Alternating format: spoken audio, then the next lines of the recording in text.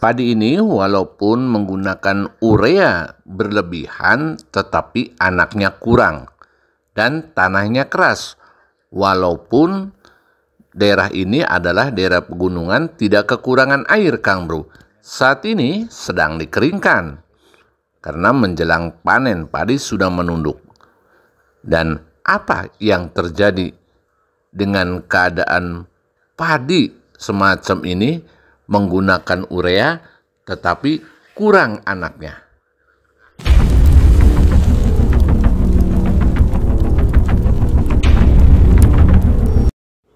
Assalamualaikum warahmatullahi wabarakatuh, Kang Bro. Sekarang saya berada di daerah pegunungan. Nah di daerah pegunungan ini identik di sini adalah dengan selalu banyak menggunakan urea. Tapi banyak menggunakan urea daerah sini, tapi kurang anaknya. Ini banyak, sering orang sini yang penting hijau lah kebanyakannya. Tapi tidak semua, maksudnya orang sini yang tidak tahu tentang hal cara pemupukan. Mereka itu ada yang tahu. Tetapi yang kebanyakannya 90% daerah sini adalah identik dengan banyak menggunakan pupuk urea jenis nitrogen.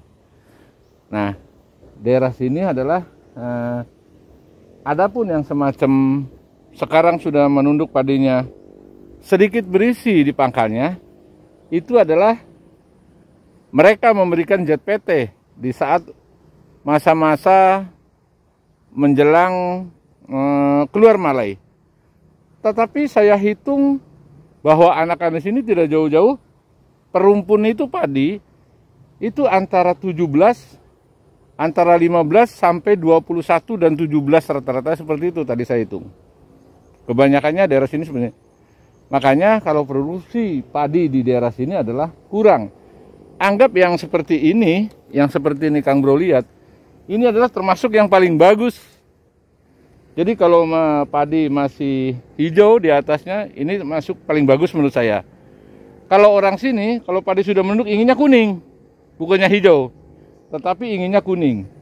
Maksudnya daunnya ini kuning. Daun seperti ini kuning. Tapi kalau menurut saya bahwa padi yang seperti ini adalah termasuk bagus walaupun anakannya kurang. Nah, untuk itu Kang Bro, bagaimana kita kupas sawah di daerah pegunungan yang selalu banyak menggunakan nitrogen mereka itu, tetapi walaupun jarang anakan, padi itu berisi. Kenapa? Yuk kita kupas video selanjutnya. Tanaman padi di daerah pegunungan di tempat saya ini, Kang Bro, sudah bertahun-tahun bahwa masyarakat sini adalah selalu berlebihan menggunakan urea. Tetapi anaknya kurang. Banyak berbagai faktor tentang di tanah di daerah sini kurang daripada anakan padi tersebut. Yang pertama adalah dari segi penanaman atau dari teknik penanaman. Teknik penanaman daerah sini bibitnya boleh dikatakan omol dan tanamnya terlalu dalam. Satu itu. Kedua, bahwa tanah di sini adalah sehubungan air selalu mengalir dan tidak henti-hentinya, tanah di sini kekurangan karbon. Setelah saya teliti dan ambil sampling dari beberapa tempat di daerah sini. Yang ketiga, di daerah sini saya bukan mengatakan kurang bagus, tetapi dalam segi pemupukan atau teknik pemupukan tidak berimbang. Bahkan yang saya katakan tadi bahwa di daerah sini pemupukannya lebih dibanyakan jenis nitrogen atau urea.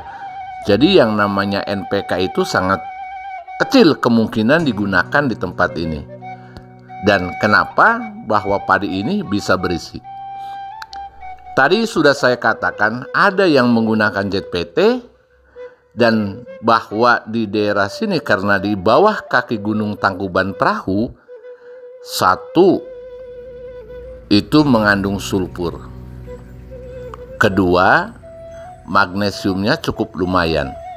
Kalau air daerah sini kita bawa ke laboratorium, sudah jelas sulfur dan magnesium sudah sangat lumayan, Kang Bro. Itulah yang membawa di saat musim kemarau ini padinya bagus dan berisi sampai ke pangkal-pangkalnya.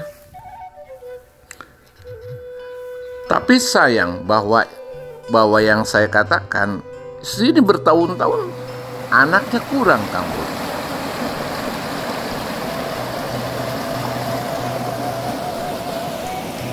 Nah, di sini Kang Bro semuanya ya, bahwa padi ini terlihat rungkunan ini tidak jauh-jauh adalah antara 15 sampai 20 paling banyak.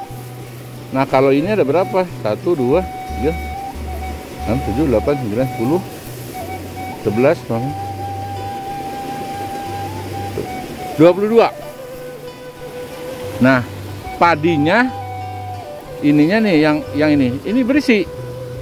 Ini semua berisi sampai ke pangkalnya. Walaupun ini kurang begitu bernasnya, masih tetap ada item-itemnya. Nah, tuh lihat. Nah, karena daerah sini adalah kebanyakannya selain daripada kalsium, unsurnya magnesium, air daerah pegunungan itu, dan belerang.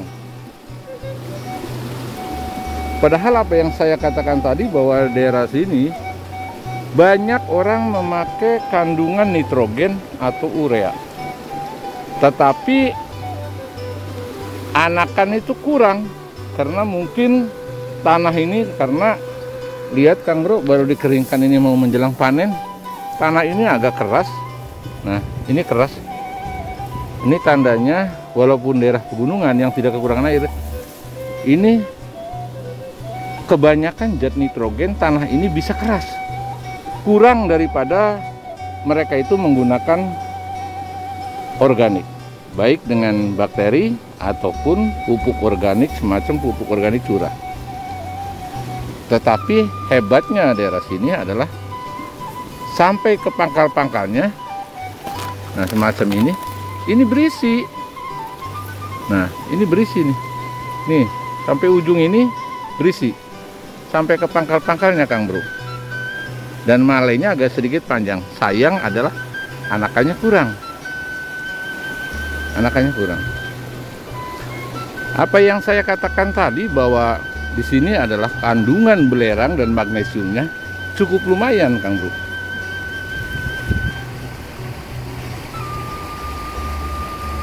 Mungkin beda ya dengan daerah dataran rendah. Kalau dataran rendah itu yang dibanyakan karbon, kalau daerah sini karbon kurang. Karbonnya kurang, Kang Bro.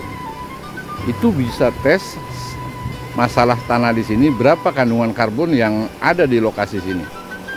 Saya bisa mengatakan demikian, saya bikin konten ini, saya sudah tes duluan. Jadi bagaimana keadaan karbon yang mengandung atau yang kandungan di dalam tanah ini. Jadi untuk itu, kalau masalah yang seperti ini, selain belerang, selain magnesium, juga selain kalsium, nah, orang sini tuh saya anjurkan selalu menggunakan ZPT. Itu di saat mau keluar malai. Jadi mesti ini termasuk bagus. Tadi yang barusan saya bicara di sana itu agak sedikit berkurang. Artinya pas keluar malai tetap ada yang putihnya atau beluknya. Ini pun ada. Nah, ini semacam ini kan beluk ada nih. Nah, ini beluknya pasti ada ini. Walaupun ini sekarang musim ini beluk. Tapi di sini anakannya kurang, jadi kurang rapat gitu. Walaupun jarak tanamnya agak rapat, ini sekitar 20 cm ya. Nah, 20 cm ini jarak tanam. Tapi nggak rapat gitu, padinya tuh nggak rapat, jarang lah. Tapi berisi semua. Itu anakannya kurang, Kang Bro. Itulah perbedaan antara daerah pegunungan dan daerah dataran rendah. Kalau di daerah pegunungan atau perbukitan semacam ini mesti ada perbedaan-perbedaan. Dataran rendah pun ada perbedaan.